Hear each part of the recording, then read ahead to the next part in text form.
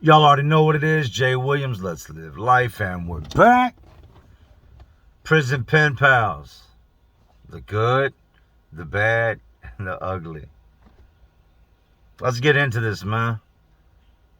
That's a lot. I got a lot of stories on this. I've seen a lot of guys that had prison pen pals. I once had a prison pen pal. And I got a lot of good stories for y'all today on this subject. So y'all know we're going to go ahead and get into it. You know I done seen it. You know I done lived it. So let's relive it. So with my channel, I have an email that's strictly, for my channel, for Jay Williams, Let's Live Life. That's Jay Let's Live Life at Gmail. And I appreciate everybody for, being respectful. I get a couple little trolls here and there that jump in there just trying to say stupid stuff. They go right on the block list, right?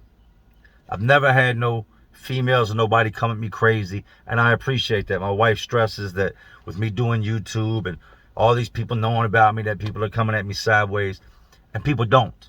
And I think that's because that's not the energy I project. I'm not one of those guys that's out here sliding around and creeping when ain't nobody looking. Everybody knows that about me, so I don't draw those type of people. I draw the type of people that have questions, that need self-help, that need guidance, and that's what I do. Today's question comes from Hobart Meek III out of Kentucky. Says he's been corresponding with a female that's locked up also in Kentucky for 2 or 3 months now. Do I have any stories on the good and bad that can come with being somebody's prison pen pal or dealing with somebody you didn't know prior to them getting locked up that you've met since they've been locked up? Yeah, I got some stories for you, Hobart. So let's get this started. I had a homeboy, man, and I'm not gonna put his name out there because I'm not trying to clown him, but he's still locked up. Good dude. He keeps telling me about this prison pen pal site, Friends Behind the Wall. And I said, oh yeah, and he's like, yeah, man. He's like, I got on there, I submitted my picture, my people hooked it up for me. I wrote a paragraph and put it on there. I'm gonna wait and see what happens, right? I said, so it's like a pen pal thing. He was like, yeah, just like a pen pal thing. I said, okay, that's what's up, man. We'll see what happens with it, right? And I had seen this go good, I had seen this go bad. Before we get started, before I even get into his story, let me tell you this. People say, should I write somebody locked up? Are they gonna screw me over? My best way to explain a prison pen pal or somebody that's locked up is, it's like rolling the dice. You never know what you're gonna get. It's like scratching a scratch ticket. You may win or you may lose, but that's a chance you're willing to take to win. Sometimes you're gonna lose, sometimes you're gonna win. There are a lot of people that are locked up that run game all day, but there are good men locked up. My wife found me, I was still in prison. Everything I told her I was gonna do, I came out and did. She didn't find me through a pen pal, she found me through a friend. I came home and I set up shop and created everything we have today, and we have a beautiful life. There are some good men and some good women in there, but like I said, it's a roll of the dice. So my homeboy gets on this pen pal website, and he gets a letter. He's like, yo, I struck. There's this girl writing me. I swear, what's she talking about? So he starts getting letters all the time, telling me she's from out of state, from South Carolina. He's showing me all these pictures of her, and they start corresponding back and forth, back and forth. 2-3 times a week, damn, it's hot in this truck. 2-3 times a week, he would get a letter. And no sooner than he could, respond to the last letter, another letter would show up. So he was constantly either in his cell during lockdown, writing letters to this girl, or sitting out in the pod, writing letters to this girl. They're writing back and forth, back and forth, back and forth, right? I'm happy for my homeboy. He's got a lot of time. He ain't going home no time soon. And the time, this was about 2008. And when I'm telling you, he still ain't going home no time soon, he still ain't going home no time soon. We got a long time to go. So months have passed by, and him and this girl, they are just writing back and forth. He's, decided that he's in love with her, she's in love with him, and they talk on the phone. Tells me, Jay, I love the girl, man. Like, she really cares about me. She sends money. She ain't been up to see me yet. But, I care about her. I deeply care about her. And I would always remember seeing the pictures hanging up in his cell, and I'm like, damn, he's struck. Like, the girl was hot. I'm looking at the pictures like, man, what is she? I'm just thinking to myself, what does she want with this dude? This ain't no super attractive dude. This ain't no, like, prime catch. And this dude's got a lot of time. So he has, like, nothing really to offer anybody. He's not getting out no time soon. So, like, what is she doing? So he comes to me one day, and he says, man, she's coming to see me. She's taking a trip to South Carolina. She's coming up here this weekend. I get to see her. I get to kiss and hug my girl for the first time. Bro, I'm so excited. I said, word, that's what's up, man. I'm happy for you. You know, you've been alone a long time. That Saturday comes. The night before that Saturday was Friday night. He's in the pod. He's ironing his pants. They got an iron and an ironing board, but the iron is attached to a cable, so you can't hit nobody with it unless they're really close to you, and you can't walk off with it. He's out there ironing his pants, ironing his blue shirt, ironing his white tee, getting his hair cut, lining his beard all up, trying to get all super fresh, right? He goes to the visitation room, and I think he was back in maybe 20, 25 minutes. He comes in, and this dude's face is just like... So goes to his cell, I go to his cell. I said, what's up, man? What happened with the visit? He was like, just give me a couple minutes, man. I'm in my feelings right now. Come back. I said, all right, bro, that's what's up. You holler at me whenever you get the time. I go on over to my cell, and about an hour passes. He comes to the door, and he's like, bro, man, you're not going to believe this shit. I said, what? He was like, I said, shorty came to see you, right? He was like, yeah, she came to see me, all right. I said, so what's wrong? He was like, them pictures she was sending me, them wasn't pictures of her, man. I said, what? I already knew where he was going. I said, what you mean they weren't pictures of her? He was like, nah, man, those was pictures of her homegirl. He was like, she told me that had she had sent pictures of herself, she felt like I would never want to be with her. So she sent pictures of her homegirl, which was a pretty girl, right? She was like, she wanted me to get to know her for who she is, fall in love with her, and then she figured what she looked like wouldn't matter, and that's why she wanted to come up here and see me face to face. I said, man, well, it couldn't have been that bad. He said, that bad, Jay? The girl's like 300 pounds, right? I said, oh, man, he's a little skinny dude, right? Like, just not, it's a weird combination. It's like putting a centipede next to a frog. That's how they would look together, right? And I was like, oh, man, I was like, was she at least cute? He was like, no. She wasn't cute. No way, shape, or form. She was busted. So I'm like, damn, dog. Like, he's butthurt behind this. I said, well, you said you love the girl, right? He was like, yeah, I love the girl in the picture, man. Pause. Think about what he just said, right? He loved the girl in the picture. He loved the idea of being with someone that was attractive. So he never really loved this girl to begin with. But she had feelings for this man, right? After he told me that, I kind of looked at him funny, like, you know, love is blind. If you love somebody, you love them. If you're in love with your husband or your girlfriend or your wife or whoever, and they lose an eye today, you don't see the fact they lost an eye. You love them because that's what you do, right? She would keep writing him, keep writing him, keep writing him, and he would not respond. He would not go to the phone and call this girl at all, right? Dude was, when I'm telling you, pissed off about this, he was pissed off about this. A little bit of time passes. Now he went from she's writing him, he can call her, to he ain't got nobody writing him again. He ain't got nobody to call again. He waits. 5-6 months goes by. And he's like, man, I ain't getting no love, man. Ain't nobody sending me no money. I ain't getting nobody calling the phone. Old girl don't write me no more because I never responded. He said, I'm going to give her a call, man. He said, maybe I was wrong. Maybe I should look past what she looks like. I said, yeah, most definitely, man. If she's good people, she's good people. You know, some of the most beautiful people in the world are some of the most ugliest people inside. The outer is not always everything.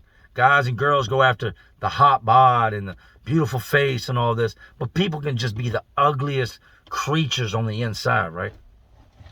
He's like, yeah, man, yeah, I'm going to call her. I said, that's what's up, man.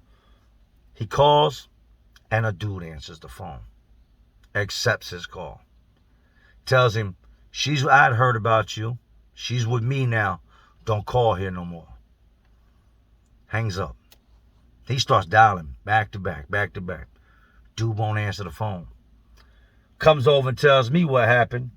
And all I could say is, you know, you missed your opportunity. You gave it up. Didn't never talk to that girl again. She put a block on the phone so he couldn't call. He wrote her and wrote her and wrote her, and she never responded. It goes to show you that when you got something good, you treat it right. It was wrong on her to deceive him. It was. But I guess in her mind, she needed to know, is this person going to love me for me? Because she was willing to love him for who he was.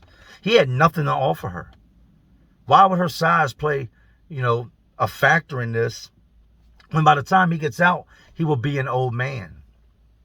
The fact that she would take the time out of her day to think about him, put money on the phone, write him, be there for him for, you know, his emotional support, should have been what he was concerned on, but he was only concerned with what his eyes could see. And in the end, found himself all by himself. And for her, she went on to find somebody that saw past her size and saw her for who she was. 2009, we had a guy in Greensville named Hawk. And I don't think they called him Hawk because of his size. He was in good shape. I don't know how he got his nickname. I don't know if it's because his head was square. He definitely had a square head, black dude, square jaw. So maybe it's because his face was shaped like the Hawk. But we had a dude named the Hawk. And he didn't live in my building. He lived in 9 building. I didn't know this dude from a can of paint. Didn't know anything about the dude. But my cellie at the time was an old timer. He'd been in the prison a very long time. Him and Hawk had been through different prisons together. And Hawk was his homeboy. So we go out in the rec yard. I would always see my cellmate at the fence, talking through the fence, because we're separated from this building, but you could talk through the fence. He'd be at the fence chopping it up with Hawk, right? So I knew they were friends. Anytime my mother would come see me or I get a visit, I get visits periodically. I can't lie and say I didn't get visits. I did. Every now and then I get visits. But anytime and every time I was in that visiting room, Hawk would be in that visiting room.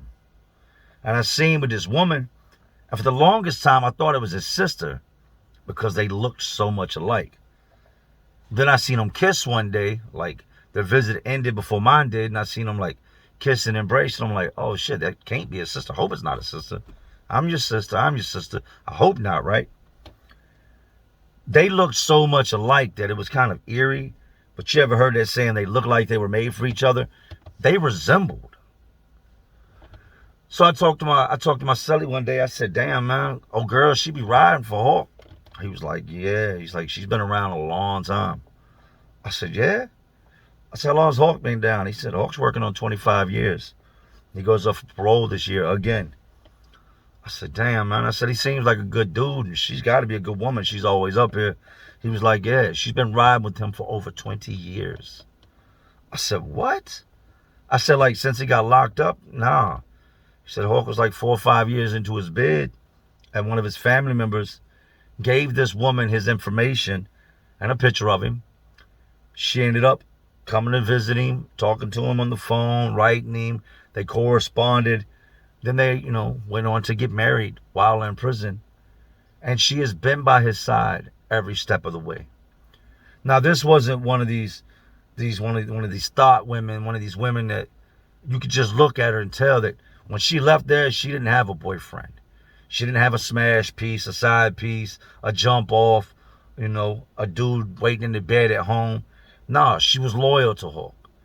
You know, you can just tell, like, by the way she carries herself, by the way she dresses, by if you're sitting next to him, they're not trying to listen in, but their conversations, she was dedicated to this man. And there's a lot of women like that, right? She took good care of him, went to work every week, and she went home by herself, anticipating and waiting on the day that Hawk would get out, if Hawk would ever get out.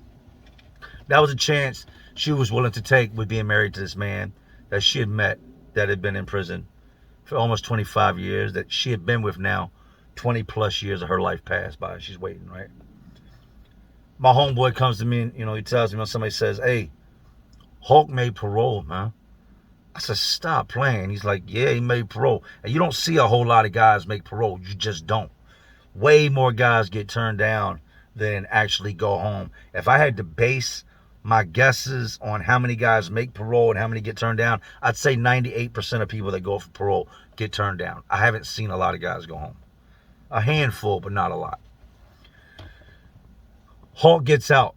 Takes a little while. A couple weeks goes by, and, you know, somebody tells me, yeah, Hulk's gone, man. He's gone. I got his number and stuff. I'm going to hit him up. I'm going to talk to him.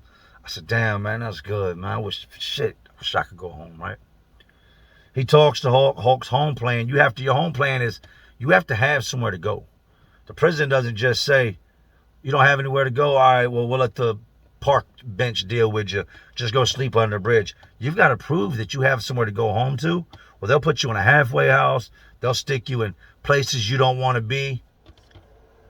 Hulk goes home to this woman, moves in with her, and he did right by her. She stood by him when he needed her the most. She stayed down. She stayed loyal. And Hulk was a good man. I can't find anything bad to say about Hulk. And we're listening to the lifers and the guys around me. I would hear his name pop up here and there. And everybody would say the same thing. He went home to that woman, got his life on track, works a full-time job, doesn't commit any crimes, and they're still together. I have no doubt in my mind that if they're both still alive, they're both still together and happily married to this day. Salute to you, Hulk. And an even bigger salute to that woman I used to see in that visitation room sitting there with him. If either one of y'all see this video, please drop a comment. Hey, big salute to both of y'all, man. What y'all did is amazing. Congrats on getting out, Hulk, and staying out. I'm going to do this last story because I think it's imperative and I think it's important for today's lesson, for today's stories. So let's get into it. My homeboy Chris, man. I met Chris soon as I got to the last place I was at, Indian Creek. Neither one of us were feeling this compound. And this dude, like, when I walked in, if I had to scan the room and see somebody, like, just based off of how they look, that I could potentially see myself clicking up with or that I would rock with, I picked Chris right out the crowd. It was like he saw me come in, looked at all the dudes around him, took one look at me, and was like, yeah, me and Duda end up being homeboys, right? Pause. So that's exactly what happens. Me and Chris we become good friends. Chris tells me that he got jammed up in this like gang roundup out where he lived at. And I remember it was Gangsta Mafia Clique. That's what he was with. I'd never heard of this in my life. But him and this group of dudes that sold drugs, kind of like, they had their own gang they had made. GMC, Gangsta Mafia Clique, right? It's crazy I just recalled that. I would never be able to think about that if the camera wasn't on. He shows me like newspaper clippings of him when he got locked up. All the dudes that got rounded up with him, you know, they were locked up for everything from drugs, guns, like you name it, everything except like any type of sexual stuff. They had it on their records. Breaking and entering, like they rounded up him and his whole squad and wiped the streets clean of them, which was a good thing. They were all just active criminals out there terrorizing where they lived at, right? This dude, in a lot of ways, resembled me. His whole throat was tattooed, his arms, you know, everything. He had tattoo above his eye, tattoos on the back of his neck, heavily tattooed just like me. We sound alike, we talk alike, we can relate on a lot of the stuff that happened. And in jail, in prison, you tell these war stories because you ain't really got nothing to talk about but the streets. Don't nobody want to talk about what you eat every day or, hey, I'm about to go take a piss, or what you about to do after this. You tell stories from the streets because in there, all you have is your past. And then you have your future to look forward to. But if you're going to carry on a conversation with somebody, it's either going to be about what's on TV, what's going on in the prison, or things you did in the streets. I can relate to a lot of what he did in the streets. So naturally, became my homeboy, right? We spent several months kicking it And in the time we were kicking it, he was writing this girl. He had met this girl through a pen pal website at the last prison that he was at. I would see her in the visitation room with him, and I'm like, damn, his girl's bad. Later on in our friendship, Chris comes to tell me, he says, look, man, I ain't never tell you this because I ain't want you to look down on me, but I was getting high on the streets. I said, word, I'd have never picked you out of a crowd for the type of dude to get high. I would take you as a hustler. I would never take you as somebody that was like getting high. Like, what you mean getting high? He's like, bro, I ain't gonna front. He's like, I was selling dope and selling pills. He's like, I started off snorting them. He's like, then I went on the heroin. He's like, then I started shooting heroin. He's like, I stayed fresh. I kept my jewelry because I was a drug dealer, still had a nice car. He's like, but when nobody knew around me except select few people, is that when nobody was looking, I was shoving a needle in my arm getting high. He said the night I got caught up and I got jammed up, had I not been high, he said, I had literally probably 3 minutes prior to the cops surrounding my vehicle and taking me off the streets, he said, I just took a shot, man. He said, I was high as gas. He said, and if not, I would have been pulled off from there. They wouldn't have got me that night. I said, damn, man. I said, well, that's behind you, right?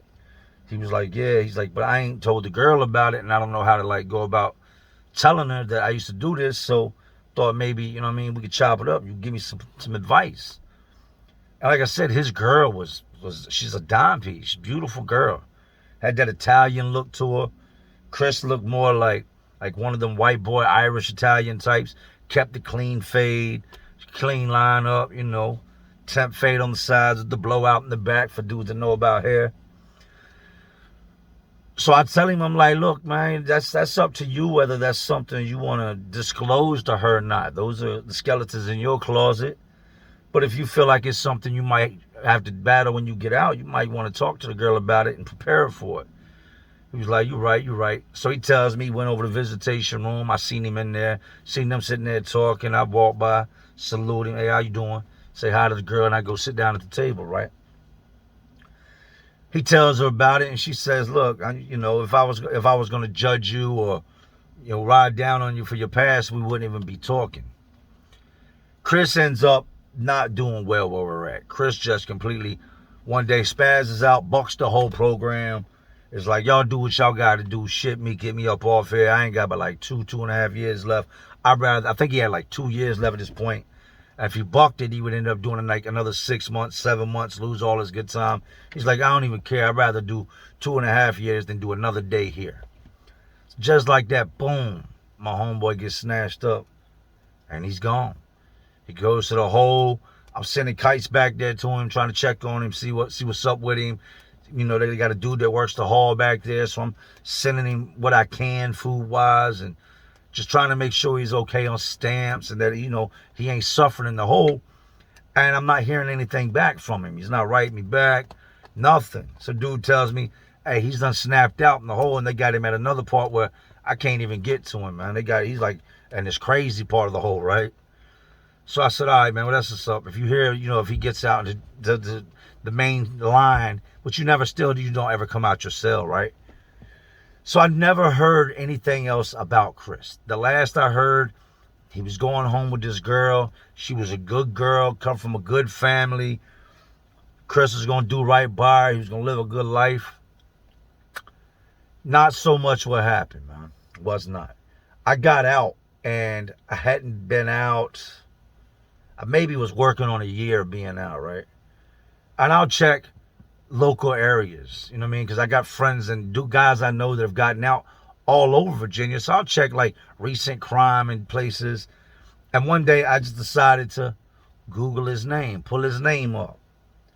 Soon as I typed his name in, boom, his mugshot pops up. I said, oh, man. So I see my homeboy's mugshot. I said, damn, man, what's he done did? I pull up the news article. Local man and woman arrested in Walmart shoplifting. He gets caught with a bunch of dope on him. His girl gets caught with a bunch of dope in her purse. Syringes, over $8,000 in cash. And he's in Walmart stealing boxers and socks. Petty stuff, high out of his mind. I'm looking at this mug shot, and I can tell it's a more recent photo. I look at the date, and I'm like, damn, he didn't even make it 6 months from the day that he got out. The crazy part is how much weight he had lost and what he now looked like since he got out. I knew who it was as soon as I seen him because of the big ass tattoo above his eye, the other tattoo, so I knew that was my homeboy. And then I looked at the girl that was arrested with him in the second mug shot, and it looked like almost as if that girl was on the verge of dying and coming back as one of the walkers on The Walking Dead. She didn't resemble the same girl I seen in that visitation room. This girl now had scabs on her. Her hair was disheveled. Clothes all messed up. Same for my homeboy. His beard was all knotted, nappy, not lined up. Hair hadn't been cut in a while. So as soon as seeing the photos and stuff, I already knew what happened. He got out. All the dudes he was with when he was on the streets that enabled him to live that lifestyle and get high and sell drugs and be able to use dope at the same time, most of them were locked up. If they weren't locked up, they were dead. And if they weren't dead, they had left that life alone. So with them getting caught with, $8,000 on them, which is a lot of money to be in Walmart stealing, it tells me he was hustling. For them to get caught with that amount of dope on him, it tells me he was hustling, but it also tells me he was high. And him being honest with that girl in the visitation room and letting her know about his past, she accepted that. She accepted this guy that she met that was locked up. She knew he had a bad boy side to him. You could look at the tattoos on his face, the way he carried himself, the way he talked. I knew that he had a past. But his past would ultimately resurface and not be the past anymore. It would become his and her future. They both were sent off to jail. He's currently back in prison, and she is in prison for her first go around. All because she fell in love with somebody that was incarcerated. Now, I'm not saying that you can't find love from somebody incarcerated, because that would be a complete lie. As I've said, my wife found me. I found my wife. She's never been in trouble in her life, never done drugs a day in her life, and that was one of the things that mostly attracted to me. Aside from the fact that she is a beautiful woman, I like the fact that we weren't alike, that she couldn't relate to who I was and what I had done. She took a chance, and she won. Not everybody's going to win. Like I said, it's like playing the lottery. You know there's a good chance you're going to lose. There's also that chance you can win. There's nothing wrong with writing someone locked up, loving someone locked up, being with someone locked up. That is something you decide to do. But if ever that person should come home and not still be who they were when they were gone, you have one or two choices. You can stand by them and try to keep them on the right path. And if they fight you and they don't allow that, then you have a second choice. And that is to separate yourself and go on with your life. There's a lot of good men locked up, a lot of good women locked up. That is a fact. But there are bad people, more bad people than there is good. Do your research, do your homework. Because a lot of times, and I can tell you this from experience, people come home with the best of intentions, but once they get free, the freedom will take over. The ability to do what they want will take over. And they morph either back into who they were or something worse. Make sure that in picking or dealing with somebody that's locked up, that you know what you're dealing with. Anyways, hope y'all enjoyed today's double dose. You already know these institutions, jails, prisons, detention centers, they're just crazier worlds inside of this already crazy world we live in. And as always, y'all know what I'm doing. I'm just trying to keep y'all entertained. Are you not entertained? This is Jay Williams. Let's live life. And to all my real ones and the awesome real ones watching, because y'all still watching me, y'all know how we do. Salute.